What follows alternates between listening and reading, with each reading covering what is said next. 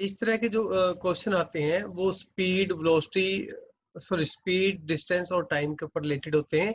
और आपको पता है कि जो आपके पास एस होता है, एस मतलब डिस्टेंस, वो वेलोसिटी इनटू टाइम होता है, स्पीड इनटू टाइम कह लो आप। ठीक है, तो आप ऐसे भी कर सकते हो, distance upon time is equal to speed, और distance is equal to speed into time. तो आप ये भी कंसेप्ट कर सकते हो, एक ही चीज है, मतलब ये तीनों को हमने अलग अलग तरीके से लिख दिया। ये नोटेशन होती है, आपने फिजिक्स वगैरह में ऐसा पढ़ा होगा। और जो भी अब हम क्वेश्चन करेंगे इसी कंसेप्ट का इसमें यूज होगा। तो अब हम करें क्वेश्चन। 600 किलोमीटर का डिस्टेंस है जिसको वेद ट्रेवल करेगा, और 600 किलोमीटर जाने के लिए उसको कार और ट्रेन, ठीक है, दो मोड दे रखे हैं, जो दोनों मोड वो ट्राई करेगा। ठीक है, तो अब हमें ये बताना है उसकी स्पीड जो है ट्रेन की क्या होगी और कार की क्या होगी। ठीक है, हमें गिवन क्या है, टाइम गिवन है और डिस्टेंस ट्रेवल्ड है। ठीक, अब स्पीड की तो बात रहेगी भाई, किसकी स्पीड निकालनी है, ट्रेन की और कार की। तो आप यूं लिखो, let speed of train is equal to X. अगर हम बात करें स्पीड ऑफ ट्रेन की जगह भी यहाँ पे कार आ गया दूसरा, वो होगा Y, speed of train and car. Okay, तो बच्चों आपको बोला क्या है, पहले हम केस 1 की बात करते हैं। केस 1 बड़े ध्यान से सुनना है। केस 1 में इसने लिखा है he takes 8 hours if he travels 120 kilometre by train and rest by car. तो अगर मैं इसको डिस्टेंस को ऐसे शो करूं, ओके, केस 1 में ये टोटल डिस्टेंस है 600, और आपको जो ट्रेन है उसमें 120 किलोमीटर, और बाकी कितना रह गया, अगर हम 600 में से 120 माइनस करें तो 480 रह गया। तो जो 480 किलोमीटर है वो उसने किया बाय कार, तो ये बाय ट्रेन और ये बाय कार जो है डिस्टेंस ट्रेवल किया। ठीक है, तो अब हम क्या करेंगे, क्वेश्चन को फॉर्मुलेट करते हैं मैथमेटिकली। अब उसने बोला ही टेक्स 8 आवर्स, 8 आवर्स का मतलब टाइमिंग दे रखा है आपको। ठीक है, तो हम यहाँ से अब टाइम की बात करेंगे। ओके, तो कंसेप्ट जो बनता है वो ये बनता है कि भाई time taken by train plus time taken by car is equal to total time. सही बात है, the total time of journey क्या होगा, जो उसने ट्रेन ने टाइम लिया प्लस जो कार ने टाइम लिया। अब ट्रेन ने जो टाइम लिया वो क्या लिया, जो टाइम है वो क्या रहेगा, अगर हम यहाँ से बात करते हैं टाइम और स्पीड आपस में क्या हो जाएगी, इंटरचेंज हो जाएगी, या फिर यूं कह लो जो टाइम है वो क्या होगा, डिस्टेंस अपॉन में स्पीड। ठीक है, तो अब हम यहाँ पे लिख देते हैं, क्वेश्चन बना लेते हैं भाई, distance travelled by train upon speed of train plus distance travelled by car on speed of the car, speed of car is equal to total time. सही बात है, तो ये भी तो बनता है ऐसे। तो अब बच्चों इसमें जो सिस्टम बना है वो क्या बना बच्चों, डिस्टेंस ट्रेवल्ड बाय ट्रेन कितना है, डिस्टेंस ट्रेवल्ड बाय ट्रेन है 120 and speed of the train is x। Distance travelled by car कितना 180 and speed of the car कितना y। टोटल टाइम कितना बच्चों 8 आवर्स। ठीक है, और ये बन गया आपकी पहली कंडीशन। अगर हम इसको सिंप्लीफाई करें तो वो 8 से अगर हम कैंसिल करना चाहें तो करें, तो ये बनेगा आपके पास 8 और ये बनेगा बच्चों 15, तो ये बनेगा आपके पास 15 अपॉन में x plus 16 upon Y is equal to 1। ये बन गया आपकी कंडीशन नंबर 1। अब आप आ जाओ केस 2 के ऊपर, ठीक है।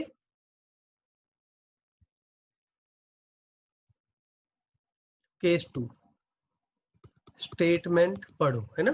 स्टेटमेंट में बोला है केस 2 में, स्टेटमेंट में आया he take 20 minutes longer if he travels 200 kilometre by train and rest by car. 20 minutes ज्यादा लगते हैं, ठीक है। अब 20 मिनट्स लॉन्गर मतलब पहले 8 आवर्स लग रहे थे, अब 8 आवर्स प्लस 20 मिनट लगेंगे आपके अगर वो 200 किलोमीटर जो है ट्रेन से जाए और बाकी कार से जाए, ठीक है। तो अब हम इस सिस्टम को फॉर्मुलेट करते हैं। पहले मैं इसको एक दोबारा फिर डिस्टेंस की बात कर लेते हैं। अब बच्चों ये जो पूरा टाइम था,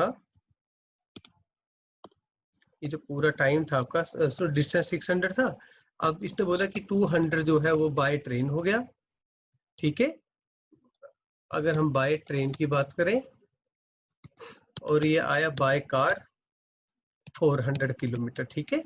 तो स्पीड हमने x ले रखी थी और स्पीड हमने कार की y ले रखी थी। तो अब जो टोटल टाइम है वो क्या है, दोबारा फिर वही फॉर्मूला होगा कि भाई टाइम टेकन बाय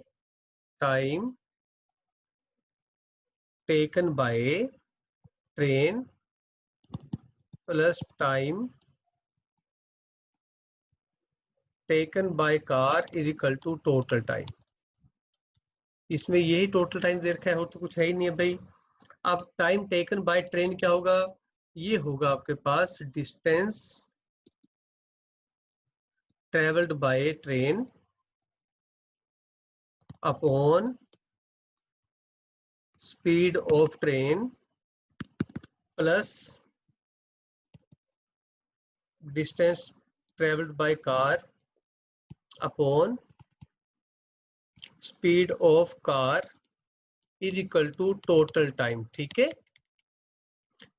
अब जो ट्रेन से जो डिस्टेंस ट्रेवल किया वो कितना है, वो है 200 और ट्रेन की स्पीड कितनी है x, जो कार से किया है वो है 400 और स्पीड कितनी थी y, और टाइम कितना लगा बच्चों, ये लगा 8 आवर्स प्लस 20 मिनट्स। अब ये ध्यान देना टोटल आवर्स बनाना आपको राइट हैंड साइड में, ये बनेगा 8 आवर्स प्लस 20 बाय 60 आवर्स, ठीक है। तो ये बनेगा 8 प्लस 1 बाय 3 आवर्स, सारा कुछ आवर्स में बना दिया। 8 3 24 25 25 बाय 3 इतने आवर्स बन गए आपके पास।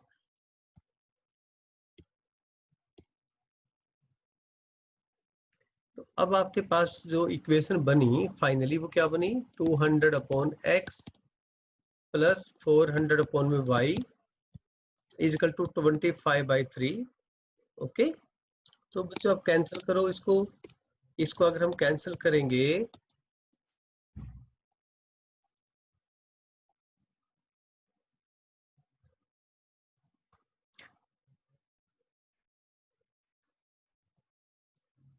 ठीक, तो अब आपके पास ये बन गई 8 upon x plus 60 upon Y is equal to 1, ये बन गया कंडीशन नंबर 2।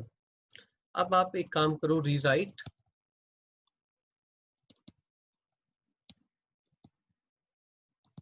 1 and 2।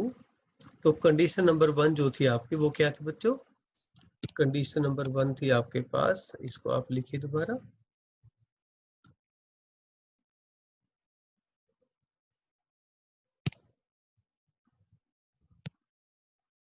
ये कंडीशन नंबर 1 आ गया आपके पास और कंडीशन नंबर 2 आ गया आपके पास 8 upon x 16 upon y is equal to 1। तो ये थी आपकी इक्वेशन नंबर 2, दोनों को लिख लिया दोबारा से। अब इनको सोल्व करना है, तो सोल्व करने का तरीका आपके पास पता ही है ना। हमने इसको कई तरीके से किया हुआ है, तो आप यूं भी कर सकते हो कि 1 अपॉन x को आप a सपोज कर लो और 1 अपॉन y को b सपोज कर लो, या सिंपल आप क्या करेंगे एलसीएम ले लो, उससे भी काम बन जाएगा। आपकी मर्जी है, जैसा आपका मन करे वैसा आप कर लो। और इसको अगर हम लिखते हैं तो ये बनेगा आपके पास 15a plus 60b is equal to 1।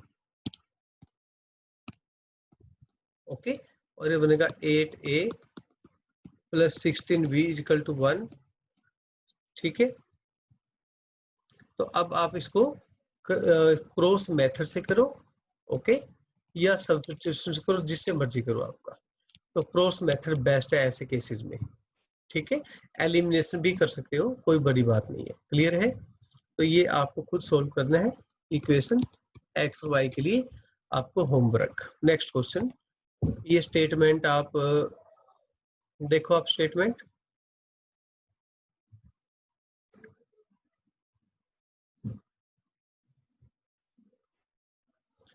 ठीक है, नोट कर लिया। ये भी आपको होमवर्क करना है। मैं नेक्स्ट क्वेश्चन करवा रहा हूँ आपको।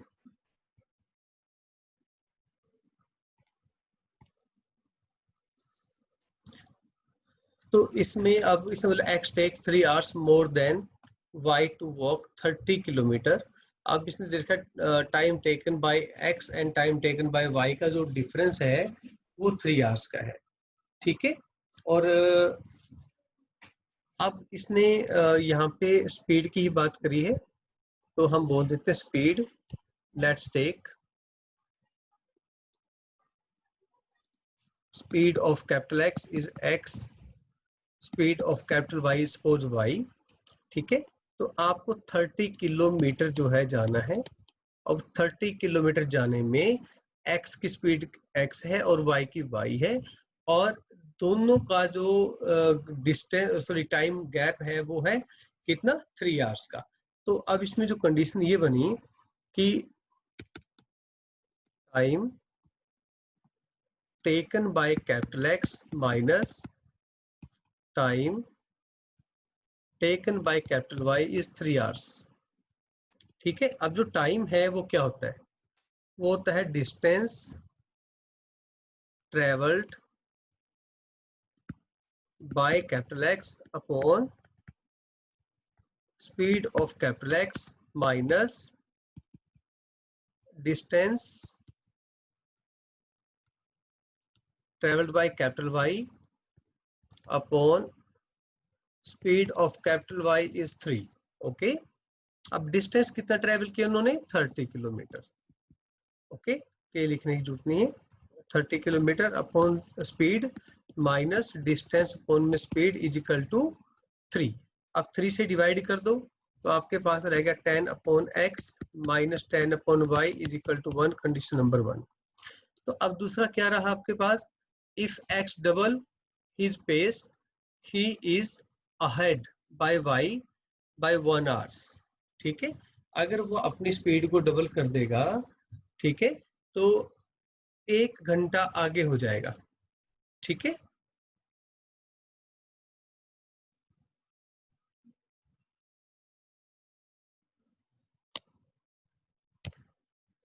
अब इसने बोला कि अगर वो अपनी स्पीड ज्यादा कर देगा, डबल कर देगा, तो फिर वाई से वो 1 घंटा आगे निकल जाएगा। इसका मतलब क्या है, जो वाई है वो ज्यादा टाइम लगाएगा, ठीक है, और जो एक्स है वो कम टाइम लगाएगा। ठीक, तो time taken by Y minus time taken by X will be equal to 1 hour. Okay, अब इसमें केस 2 में जो बनेगा आपका, जो केस 2 है आपके पास, वो क्या बना, वो बना बच्चों time taken by Y minus time taken by X is equal to 1 hour. तो y का जो है डिस्टेंस तो 30 ही रहेगा, और ये y माइनस 30 अपॉन में 2x is equal to 1 our. ठीक, तो ये बन गया आपकी कंडीशन नंबर 2। अब आप 1 एंड 2 को सोल्व करना। ये मैं इक्वेशन 1 एंड 2 सोल्व नहीं कर रहा हूँ, ये अपना आप ही आपको सोल्व करना है, आपके लिए होमवर्क है फॉर प्रैक्टिस। ठीक है, नहीं निकलेगी तो मैं समझा दूंगा आपको। नेक्स्ट क्वेश्चन की बात करते हैं। अब अपस्ट्रीम एंड डाउनस्ट्रीम के क्वेश्चन है, इस तरह के क्वेश्चन बड़े इंपॉर्टेंट है। ये 5-6 नंबर का जो बड़ा क्वेश्चन आता है उसमें आता है, और इसको ध्यान से देखो क्या लिखा है इसने। The boat goes 30 kilometre upstream and 44 kilometre downstream in 10 hours. तो ये पहला केस बना आपका।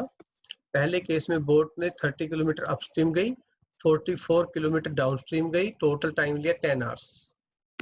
ठीक है, तो ये केस 1 बना आपके पास। तो पहले तो स्पीड की बात करते हैं, speed of stream and boat in still water. ठीक है, तो हम बात कर लेते हैं, let speed of stream is equal to x और speed of boat in still water is equal to y। ठीक है, तो अब ये देखो, जो अपस्ट्रीम है उसमें जो स्पीड है ऑफ बोट वो क्या रहेगी भाई, वो बनेगी y minus x, y minus x. आप ठीक है, और जो डाउन स्ट्रीम है, डाउन स्ट्रीम में जो स्पीड है वो क्या रहेगी, स्पीड ऑफ बोट वो रहेगी आपकी y प्लस में x। वो ऐसा इसलिए है, सपोज आप एक काम कर, एक बात बताओ, अगर हम एक सिंपल एग्जांपल लेते हैं, जब कोई साइकिल चलाता है, अगर उसके आगे से हवा आती है तो क्या करना पड़ता है, उसको ज्यादा जोर लगाना पड़ता है ना, ज्यादा स्पीड बनाने के लिए, मतलब जो हवा का प्रेशर है उसकी कम कर देता है। ऐसे जब हम नदी में किसी बोटिंग की बात करते हैं, अगर हम फ्लो की तरफ जाएंगे तो उसकी स्पीड ऑटोमेटिकली ज्यादा हो जाएगी, और हम लिखते हैं उसमें speed of boat plus speed of water.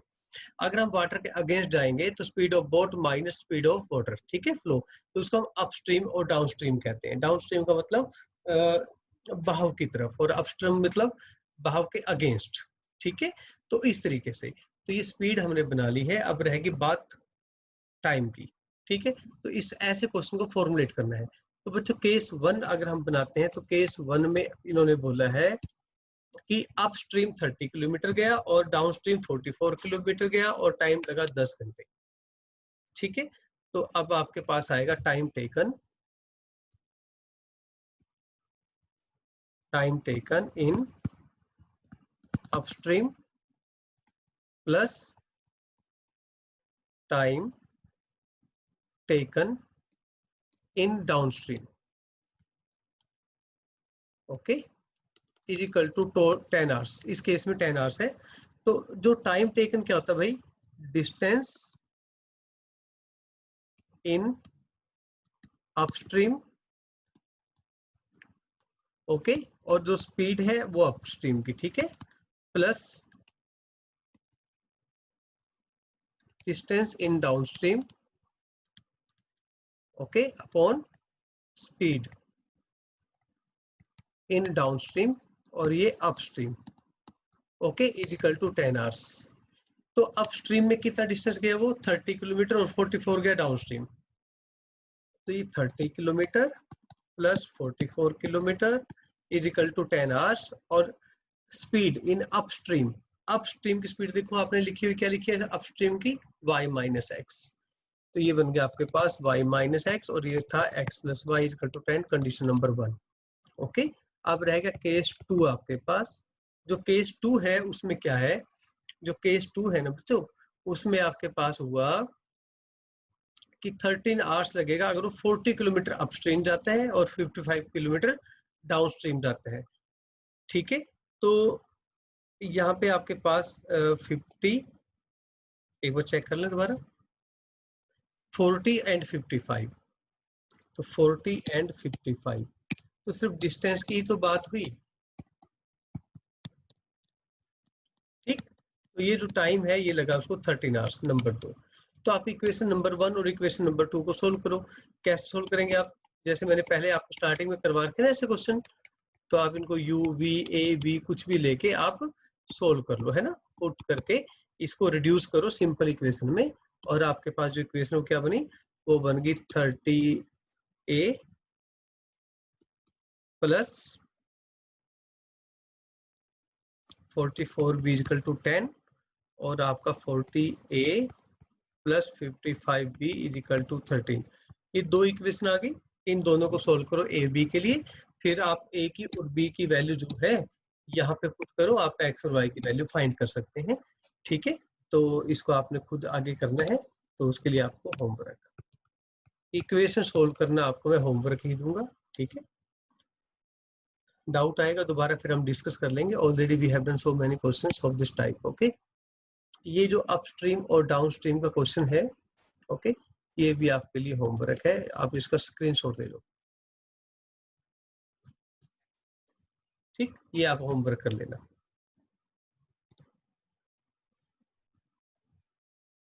अब ये क्वेश्चन पढ़ो, पॉज कर रहा हूँ, पहले पढ़ो स्टेटमेंट।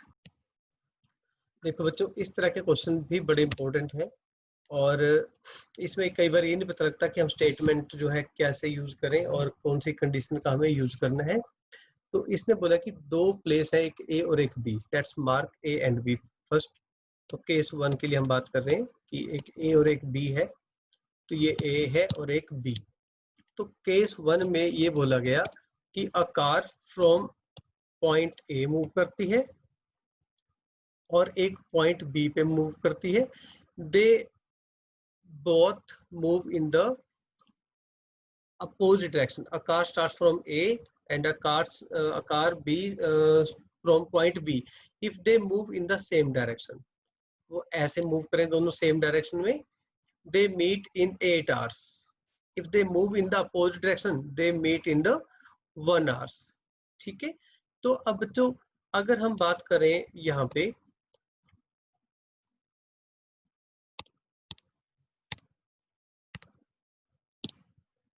एक बार फिर समझो इसको। आपको ये बोल दिया कि A and B both move in the same direction और वो कहीं जाके बाद में मिलते हैं इस पॉइंट के ऊपर। ठीक है, तो ए जो है वो यहाँ तक का डिस्टेंस ट्रेवल करेगा और बी जो है वो यहाँ से यहाँ तक का डिस्टेंस ट्रेवल करेगा। तो इसका मतलब ये हुआ फर्स्ट केस में कि भाई distance,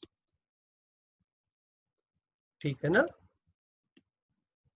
travelled by A minus distance travelled by car B is equal to 80, है ना। मेरी बात समझ, टोटल डिस्टेंस तो 80 ही रहेगा।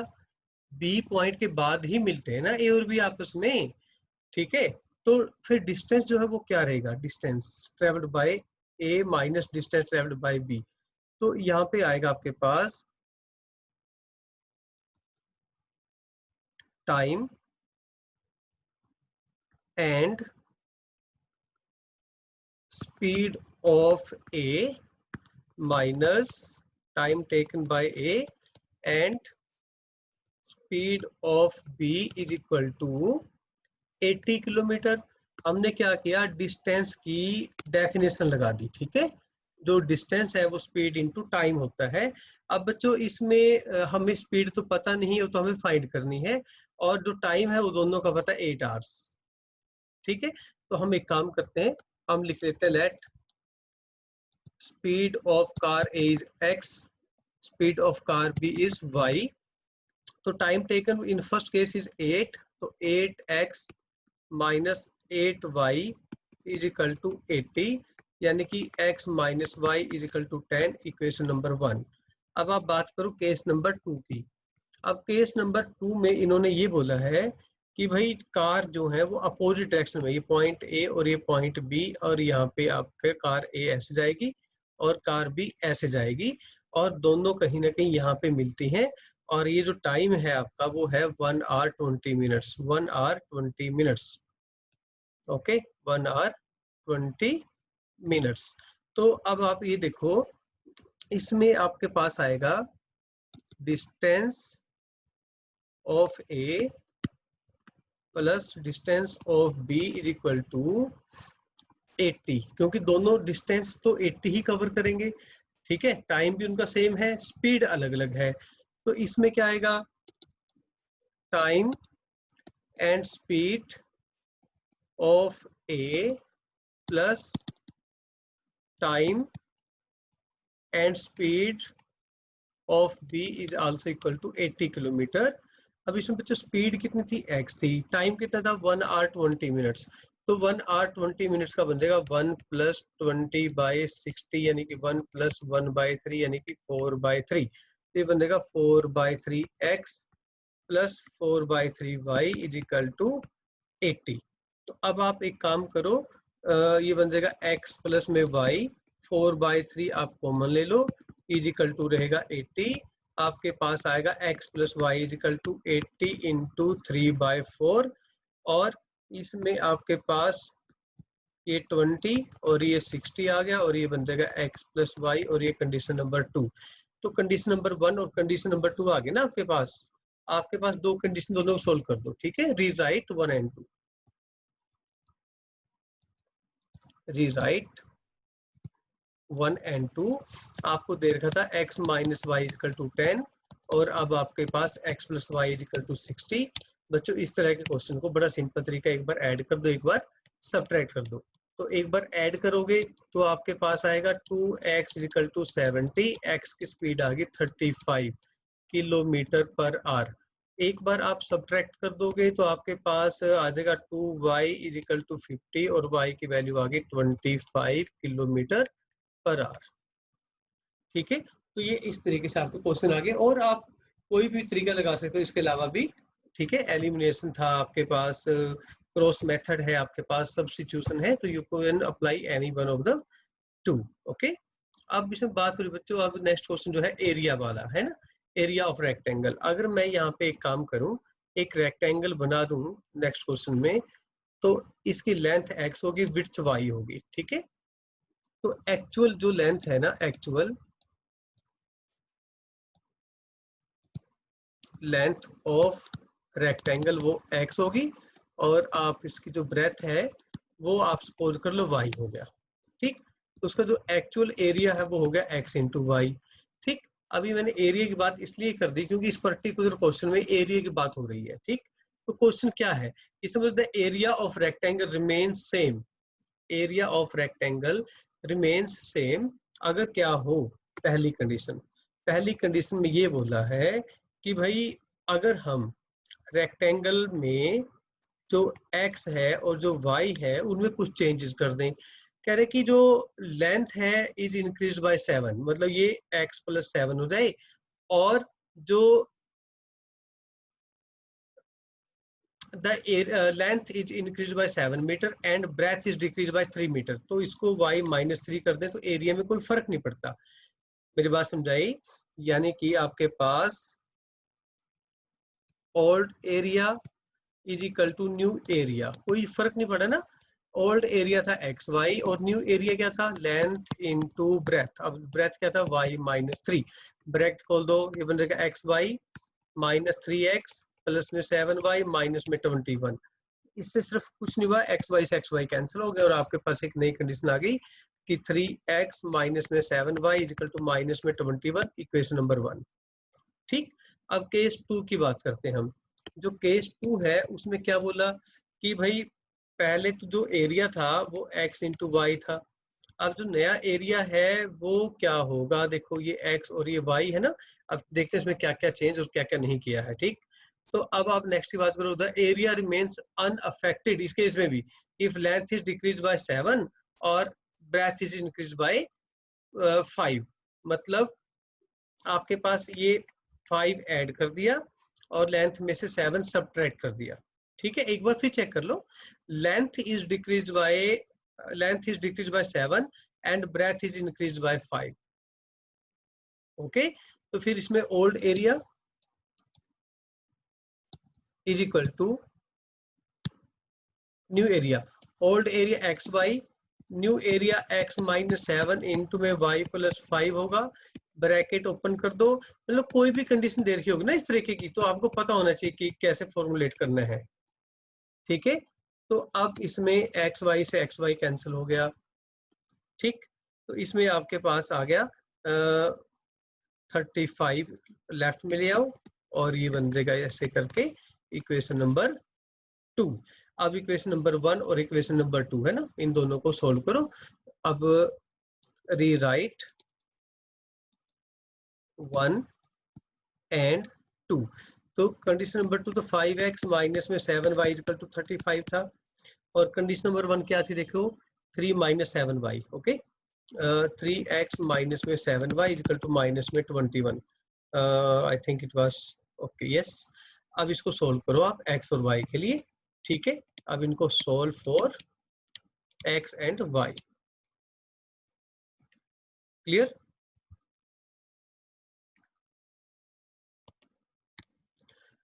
अब इसमें लिखा है the income of X and Y are in the ratio of 8:7 and their expenditure, ठीक है, वो किसमें 19:16। तो उनकी जो सेविंग है वो 1250 है। अब आपको पता है जो सेविंग है वो क्या होता है, इनकम माइनस एक्सपेंशन, ठीक है, इनकम माइनस एक्सपेंडिचर्स। तो अब मैं ये बात कर रहा हूँ इसमें income of x, income of capital x, suppose मैं कहता हूँ 8x, और यहाँ पे अगर हम लिखते हैं इनकम ऑफ कैपिटल वाई, वो बनेगा आपका 7y। ठीक, अब इसमें एक्सपेंडिचर की बात हो रही है x के लिए, वो होगा 19y, और एक्सपेंडिचर ऑफ y जो है इसमें, ये थोड़ा नोटेशन का ध्यान देना, कैपिटल एक्स और कैपिटल वाई जो है वो पर्सन्स के नेम है ना, उनको रिप्रेजेंट करता है यहाँ पे, तो वो 16y। ओके, और जो स्मॉल एक्स स्मॉल वाई है वो रेशियो के मल्टीप्लायर्स है। ठीक, तो उसमें जो सेविंग है वो क्या होती है, सेविंग फॉर एक्स वो कितनी भाई 1250। तो सेविंग ऑफ एक्स बेसिकली कहता है उसकी इनकम माइनस खर्चा is equal to 1250, equation number 1, और इनकम माइनस खर्चा is equal to 1250, equation number 2। अब आपने कुछ नहीं करना है, solve 1 and 2 for X and Y. Okay, तो ये चीज आ जाएगी, और उनकी जो इनकम है वो क्या होगी, वो 8x, ठीक है, और y के लिए 7y। ठीक है, तो इनकम ऑफ कैपिटल एक्स आप निकाल दो, इनकम ऑफ कैपिटल वाई निकाल दो, एक बनेगी आपके पास 8x, दूसरे की बनेगी 7y। तो यहाँ पे x की वैल्यू और यहाँ पे y की वैल्यू पुट कर देना, आपका रिजल्ट आ जाएगा, क्योंकि उसने इनकम पूछा है। एक्सपेंडिचर पूछते तो फिर आप एक्सपेंडिचर वाले वैल्यू पुट कर दो, 19y और 16y समथिंग लाइक दैट। ठीक है, 7x ही है बच्चों, यहाँ पे y नहीं है। ठीक है, इनकम के लिए x था हमारा जो मल्टीप्लायर था, y तो जो था ना वो एक्सपेंडिचर के लिए था। क्लियर? अब ट्रायंगल के अंदर अगर हम बात करें, इसमें आपको देखो दे रखा है कि एंगल ए, एंगल बी और एंगल सी दे रखा है। हमें पता है एंगल सम प्रॉपर्टी जो है ना वो 180 डिग्री बनाता है एंगल किसी भी ट्रायंगल के सम। ठीक है, तो x plus 3x minus 2 plus में y इज इक्वल टू 180, ये पहली कंडीशन बन गई, यानी कि 4x प्लस में y is equal to 182, condition number 1। और आपको दूसरा जो दे रखा है वो दे रखा है c minus B is equal to 9। तो आपके पास y माइनस बी की वैल्यू क्या है, 3x minus 2 is equal to 9। तो बच्चों इसको सिंप्लीफाई करो, y माइनस 3x प्लस में 2 इज इक्वल टू 9, यानी कि माइनस 3x प्लस में y is equal to 7, condition number 2। अब 1 and 2 को आप सोल्व करो, सिंपली सब्ट्रैक्ट कर दो, आपका रिजल्ट आ जाएगा। ठीक है, एलिमिनेशन मेथड का ही पर्टिकुलर केस होता है ये, ऐड सब्ट्रैक्ट करना, you can use that method. Okay, तो सोल्व 1 and 2, कौन सा मेथड यूज करना है, कोई भी। अब मैं बार बार ये क्यों बता रहा हूँ, क्योंकि वहां लिखा नहीं होगा कि कौन सा मेथड यूज करो। अगर आपको कह दिया जाए कि इसमें एलिमिनेशन यूज करो तो ही एलिमिनेशन यूज करना है, अदरवाइज आप आपकी मर्जी से कोई भी एक जो है मेथड ऑप्ट कर सकते हो, सोल्व कर सकते हो। ठीक, अब नेक्स्ट क्वेश्चन। अब बच्चों साइक्लिक क्वाड्रिलेटरल, जो साइक्लिक क्वाड्रिलेटरल होता है क्या है, कोई भी ऐसा क्वाड्रिलेटरल जिसके 4 पॉइंट होंगे, 4 के 4 कहाँ पे होंगे, सर्कल पे होंगे। ठीक, वो कुछ भी हो सकता है, किसी भी तरीके का हो सकता है। ये angle A, angle B, angle C और एंगल डी। इसकी खासियत होती है कि सम ऑफ अपोजिट एंगल जो 180 डिग्री होता है, सम ऑफ अपोजिट एंगल जो है वो 180 डिग्री होता है।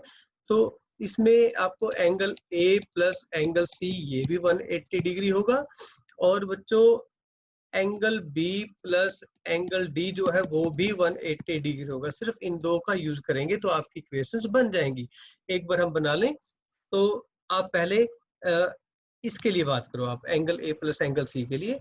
तो एंगल ए मतलब 2x प्लस में 4, एंगल सी कितना होगा 2y प्लस में 10, ये होगा 180 डिग्री।